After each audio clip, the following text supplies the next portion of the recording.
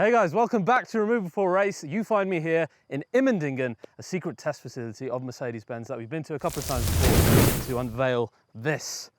The brand new GLC all-new model, which takes so much from the new C-Class, from the S-Class. It takes the whole game forward for Mercedes-Benz's best-selling car, and it looks pretty exciting. Today, I'm going to share with you all of the details about this car, what powers it, what comes standard, what different configurations can you get, the amazing interior inside the car, and indeed, what type of variants can we expect in the future, including the AMG ones. So let's dive into it and check out this, the brand new GLC.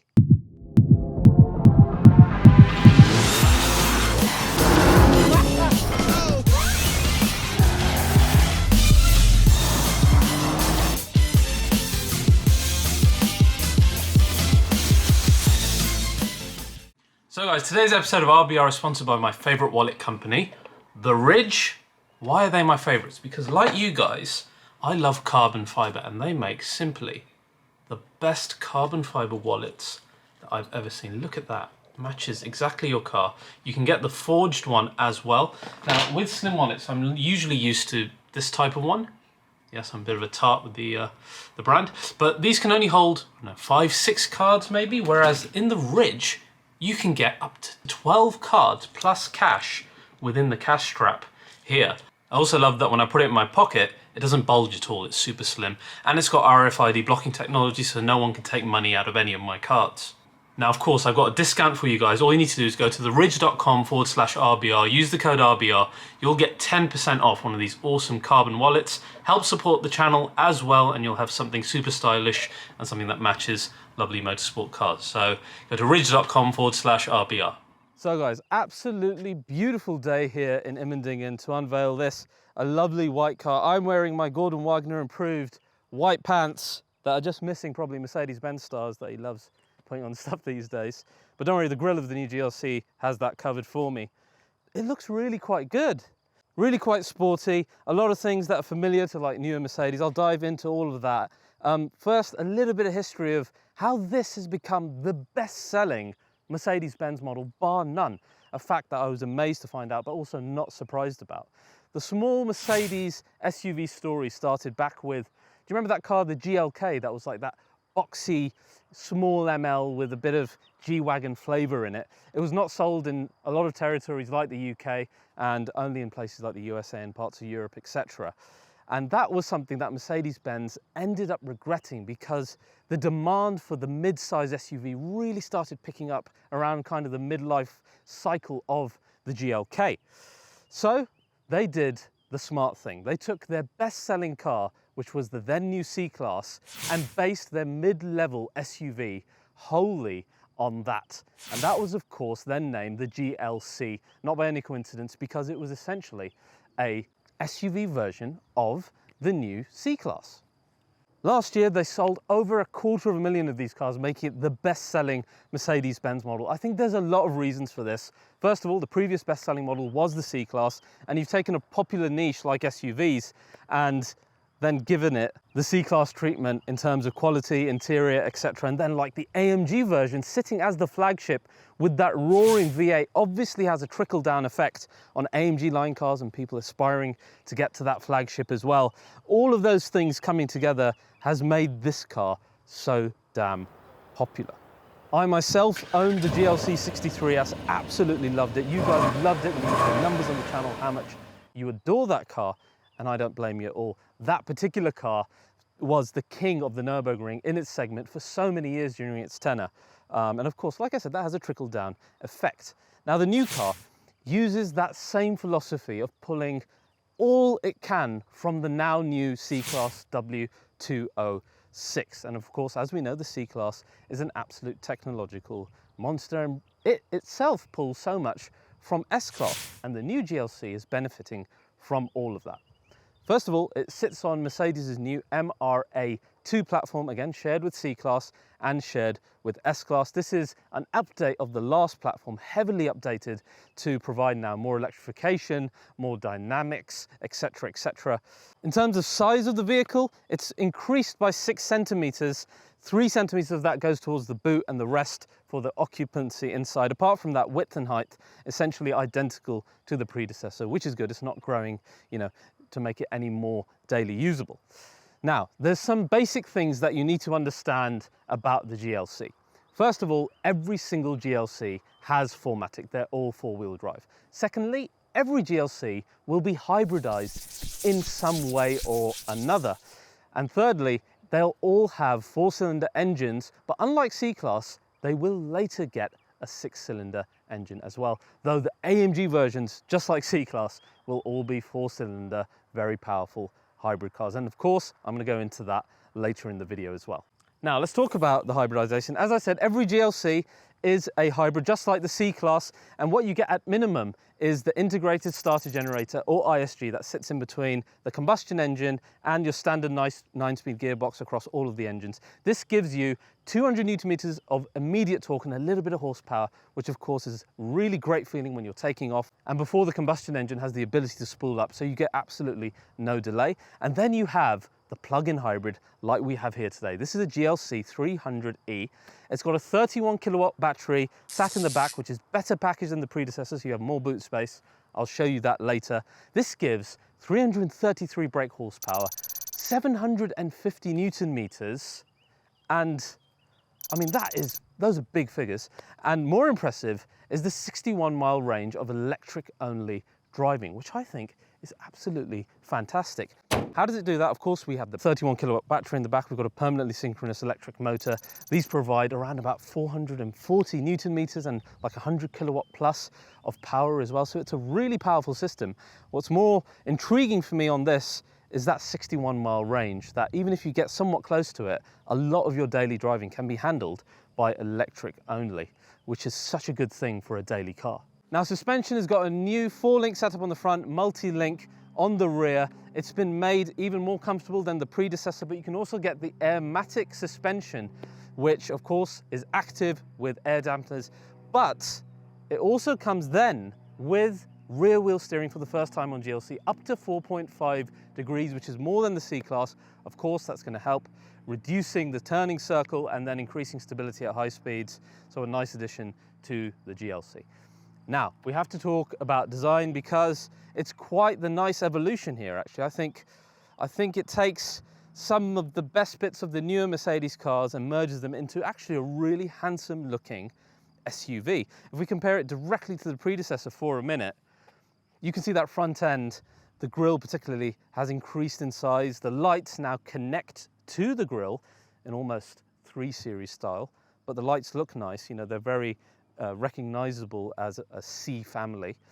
Below that, this is the AMG line, of course, with the AMG A-Wing, which looks very much like the EQS SUV, I think, in the way it's done, and indeed things like the GT 4-door. So that looks good. I like that. You can also see that the crease along the side of the car now has changed compared to the predecessor. You kind of got a crease on each wheel arch and it doesn't continue through, which kind of makes the car look a bit more compact and gives the shoulders a bit more definition, which is nice. But I'm going to take you around the whole car in a minute. Before I do that, there's also an avant-garde line, which looks like this. You can see on the graphite car here, which is actually really quite nice for a standard GLC as well. Look at that, with all the chrome work and the off-roady bits. That's not bad, Right, now let's have a closer look at this. I'm going to walk you around it. We'll have a look at some of the design elements and then head inside the car. Cool, guys, let's have a look around the GLC. The design is, like I said, pretty aggressive. This is the AMG line, so lots of those typical AMG cues. First of all, the grille, much larger, right? You've got that border around it, just like we have in the new E-Class, which is nice, but then you've got the off-roady type design of the grille, along with the star pattern that Mercedes-Benz are absolutely loving these days, be it F1 car, concept car, or anything. The headlights, quite nice. These are the digital light ones. Again, like you get in S-Class, actually, so these are optional. You get that graphic now here, which is quite changed from the other GLC, but what's interesting, that it goes into the grille here. So again, very distinctive. The AMG style A-Wing here, like I said, just like the EQS SUV, I think that looks really good. I like that. I like the whole front. It looks muscular, it looks good. But even better than that, for GLC customers, is when you come around the side and look, they've finally done it. They've given you the painted arches instead of the black plastic. That is, of course, it's optional and it comes on AMG line and above, but it makes it look so much different. The side view you get then from it is much more like GLE and GLS, and it looks a more premium SUV rather than something like the A-classes, etc. So, very nice. And then your side profile, like I said, a bit more muscular thanks to this cut here, that cut there. That's great. One thing I said I loved was charging port. Look, it's where it should be, on the side of the car instead of on the flipping rear bumper, which is dumb as hell. So well done, the designers and the product managers on GLC for getting that put over there. I'm so pleased with you guys. AMG line wheels, of course, they come up to 20 inches as well, so you'll have different designs available. Let's come around the rear now. So guys, boot on the new GLC. They've done some clever things in here, actually. As I said, we've got 3 centimeters more, so a little bit more boot space. Nice loading area, your usual, split folding stuff, which is all fine, etc. We know how all of that works. But one thing that I found actually really quite clever was, look, this. This is that piece of the car that always winds up somewhere in a garage with dust on it and webs on it, or somewhere around the house taking up space. You're getting told off by your partner for having it just lying somewhere. And now they've actually found a place to put it in the car, which I think is fantastic, because 9 times out of 10, you want to take that out to get a bit more luggage room. So that's really well done, actually. I'm impressed with that. Self-closing is standard across all the GLCs now as well. And one other thing about this avant-garde car that I quite like is the interior. That is a lovely shade of brown. I like that. I think that's better than the red. And again, look, muscular design of the rear.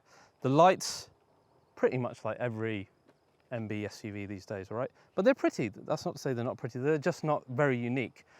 Unlike the previous GLC, now you have a strip that comes through here. This is obviously night package rather than chrome, so that connects the lights, and that looks quite good, actually. I think it was something that was missing in the previous car, so that's great. I promised to show you guys, didn't I? The space that you get in the plug-in hybrid. Look, it's not that different. It's not that different to the normal car.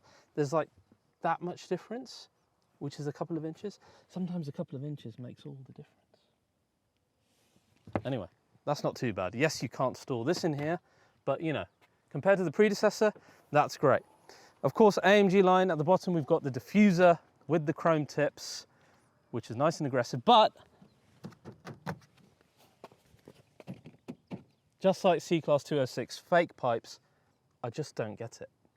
It's as dumb as putting fake pipes on an EV and turning them into rear lights. Right, now, some other interesting bits that they've changed. They've changed your stepping board thingamajig. That is the official name, by the way, stepping board thingamajig, so that it's reduced here so that you can climb in easily. Look, if you know how to climb in and you're not a complete idiot like me, that makes that easier. And similarly on the rear, it's reduced there, so when you climb in, it's easy, but the kids can still step on there. Inside, nice and roomy. Look at that. Loads of room. I'm 5'10", I've got tons of room with the panoramic roof. And as you can see, the interior, very, very C-Class.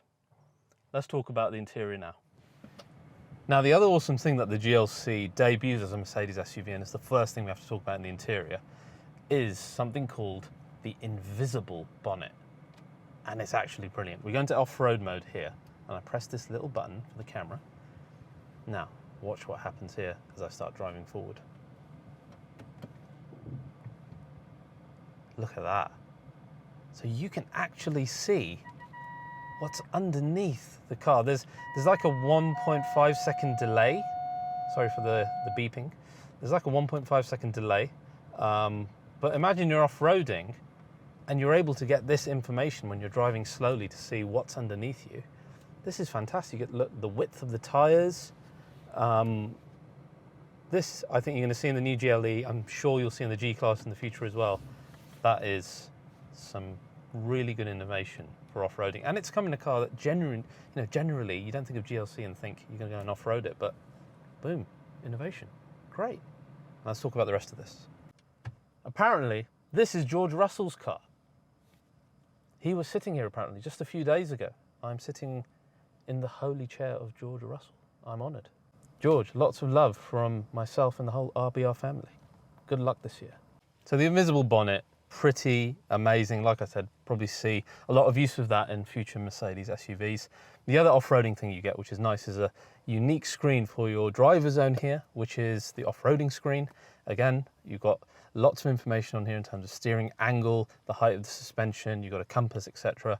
It's good stuff, it's clever stuff. Of course, you get all the other designs you get in the C-Class as well, like the sport design, classic, navigation, etc. All of that is there. Because as we said, this is basically the C-Class interior, identical to that car, which is a good thing, provided that it's spec'd as nicely as this or the other black car that we have here. If you go all black, like I found in the C-Class that I reviewed recently in the UK, it just doesn't look good. And then it didn't have nice trims, etc. Where this is beautiful, look at this. This is really nice. It's like a wood trim with a metal inlay, which is gorgeous. It even looks better than the US class. You've got Napa leather at the top. You've got more padding here. This is all a bit more GLC specific, the higher materials being used here. But it's used to really great effect as well. Of course, you've got MBUX as your main system. I'm not going to dive into that because you guys know how it works. You get your ambient lighting, you get seat kinetics, you know, your navigation is your main zero screen with the climate control at the bottom. What's quite nice is you go into the dynamic mode select and you can see we've got some different modes in here, like off-roading mode, of course, is there, as I showed you, which has got its own driving program. You've got something called hold battery, which I'm assuming is exactly what it says on the tin. It holds the battery at the level that it is.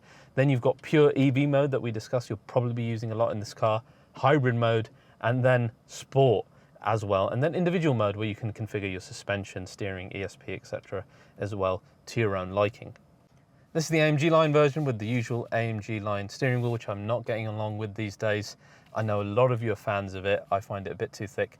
Interestingly, AMG have made a new one recently, which is a lot thinner. So maybe Mercedes taking some feedback from us guys on this. But genuinely, I love the structure of the C-Class interior. When it's spec'd properly, I think it's better than the new S-Class. I like the way that this screen tilts towards you. I like the materials, I like the vents, I like the ambient lighting. All of that is great. As I showed you in the back, you've got some nice space. And really, this plug-in hybrid isn't losing as much as I thought it would in the boot because of the battery. Yes, you cannot store that luggage cover, but that's not really the end of the world, is it? The rest of the storage is pretty damn similar, so that's good. Panoramic roof here is massive, all right? And the split area in between it, the bracket, is that much smaller than it was in the predecessor, and you really notice it, it's that much reduced. So it's very light and airy in here with that. So if that ends up becoming a package option, definitely go for it, because it changes, you know, or just the amount of light and air you get in here is brilliant. So I really like that. Now let's talk about some variants that may well be coming for GLC. First of all, the coupe was really popular in the last generation. There's been no spy shots of that. I don't know whether they're doing it or not. If they do, you can imagine that it would look something like this, which is pretty damn handsome, I think. Apart from that, there's undoubtedly going to be an electrified version, so an updated EQC, which historically was my least favorite Mercedes of all time. However, with this car, you can almost see, it almost looks EQ ready with the grille. So if we slap that on there and they keep the rest looking similar, it actually could be a nice looking EQC, dare I say, and I might have to U-turn my opinion on that car. Time will only tell. Now what you guys are more interested in, and I am as well, is of course the AMG versions. So what the first one is going to be is of course the GLC 43, which will share its underpinnings with of course the C43. So we're going to have the M139L longitudinal version of a very similar engine found in the A45S that gives 408 brake horsepower, 500 Newton meters, and I think a 0 to 60 probably starting with 5 in this. I would be surprised if it's faster. That is undoubtedly going to have the same usual 43 flavor of having the AMG Panamericana grille, slightly more open, no difference in design on the front, but slightly more open in terms of bringing air in. New alloys, of course. You'll have the exhaust on the rear, and that's pretty much going to be it in terms of the exterior. That GLC 43 will undoubtedly have the electric gas turbocharger, just like the C43 does, which of course comes directly out of F1, which is brilliant. Then the other one that you really want to know about is of course GLC 63. Just like the C63, no longer a V8. So the V8 is gone. I'm sorry, guys. That is the truth. That will have that M139 longitudinal engine with the electric gas turbocharger, then paired to the P3 hybrid system with AMG's performance battery and the EDU unit with the electric motor, etc., limited slip differential in the rear. It's going to be good for something like 600 brake horsepower. But can it achieve the same accolades on the Nürburgring as its lighter V8-based predecessor? I'm unconvinced of this, and we're just going to have to wait and see whether they can pull that rabbit out of the hat. So guys, that's the new GLC. I can't wait to drive it. I can't wait to see the AMG versions as well. If you've enjoyed this episode of RBR, please do like and most of all subscribe, and I'll see you guys next time.